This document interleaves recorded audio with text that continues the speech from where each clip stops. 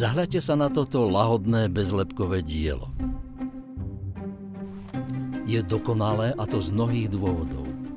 To najlepšie zo seba dal do tejto radosti plnej živín Fabrizio, úplne oddaný starostlivosti o svoje pole, rovnako ako všetci naši farmári, ktorí dôkladne dbajú na každú maličkosť, na každú kvapku vody i každé včelie zabzučanie. Je to dielo, ktoré sa zrodilo z tých najkrajších snov a najkrajšieho šepotu. Ty a ja spolu zmeníme svet. Vyčarovali ho zručné prsty a silné ruky znalé svojho remesla.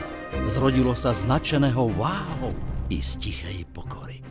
Tento chutný bezlepkový zázrak sa zrodil z toho najlepšieho, na čom skutočne záleží.